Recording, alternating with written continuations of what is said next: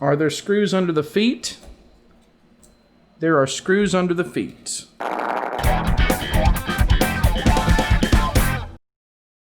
I have to do this very quickly. This is an Asus Q504U. We're gonna take this bad boy apart and put this solid state drive in, and we're gonna do it in record time. This is a Torx T5 to get the screws out of the bottom. And it's gonna be interesting trying to do this quickly. I don't have much time.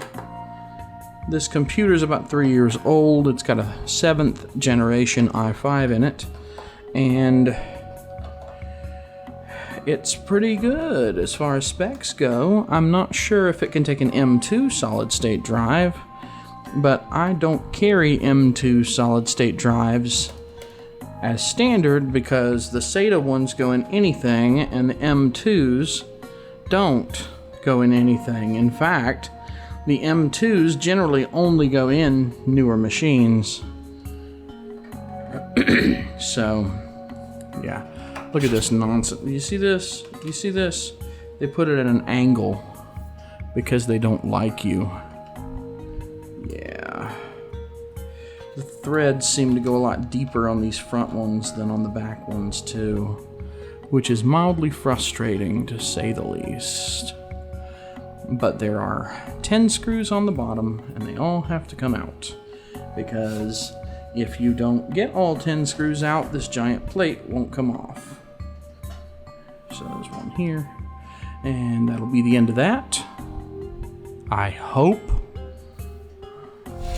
Okay, I'm starting to be suspicious. Are there screws under the feet? There are screws under the feet. That's why it won't come apart. There are screws under the feet. My God. I really hate it when manufacturers do this. There are not screws under the front feet. There appear to only be screws under the back feet, but 2 screws under the back feet is enough to stop us. Big fat Phillips head screws. Gee, I wonder why the hinges wouldn't come out. Let me think about it for a minute.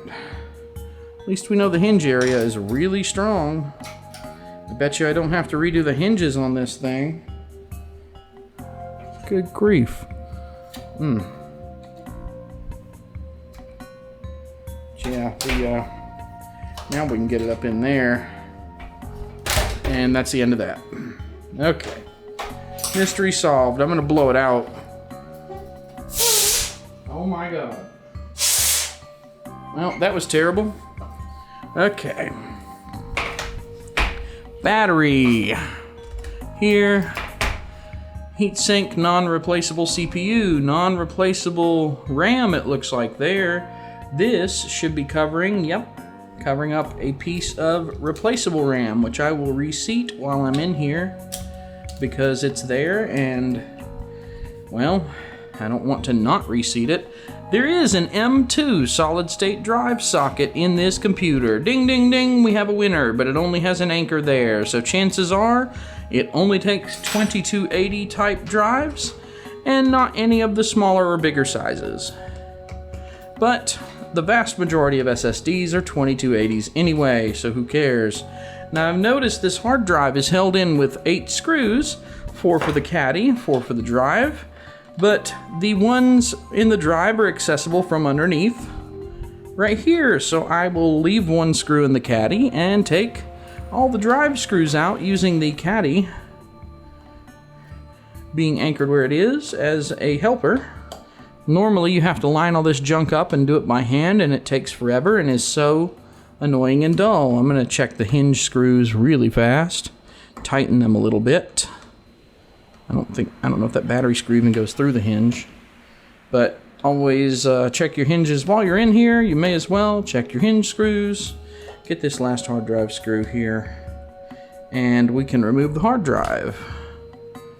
Or rather, come on now, get out of there.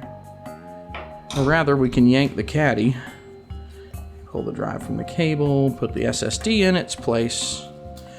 It's a thin drive being replaced with a thin SSD. And I'll go ahead and get one screw going in the bottom. And that'll be enough for now. The rest can be done once it's back in place. Boom, wires, wires. Look at that, isn't that beautiful? Look at that. Let's use a screw to secure the hard drive caddy in place so it doesn't wiggle. And once it's in place, we can put the remainder of these silver screws into the actual solid state drive. And that'll be the end of that. This is pretty quick, actually. Now, one of my problems is that this guy's gonna come pick up very quickly, and I really need this to be done. So I have to get this put back together at lightning speed, because I only have 5-10 minutes to boot it up and get it ready to go. Yeah, we're talking record time here, kids. But I've already done an image drop on the hard drive, so I don't care. Data's been restored. At this point, it's basically just get the drivers installed and walk away. Put the data back too, probably. They might appreciate having their data back. I don't know why I think that, but you know, call me crazy. People seem to like having their data. It's weird about that, isn't it? Like, people think that their data matters or something. Look at me dropping tools. But I'm in a rush, and when you're in a rush and you're really trying to get stuff done quickly, sometimes things like that happen. And I probably shouldn't be rushing the way I am, but I want this guy to have his computer back, and I want his money. And check that message real fast. Spam. Spam. Oh, so a long time ago, I set up my domains with a bogus name that has to do with holiness, and all these spammers that were tapping the domain whois database to get names of business people to harass, well, phone numbers, all that stuff. They just take everything at face value, of course. Phone numbers, addresses, and names. So the sheer amount of mail that I get to a bogus name at my address and on my phone for my work, it's astonishing. It really is astonishing. And it's hilarious every time, because the name that I chose is a name that anybody who is in America would recognize as a religious figure.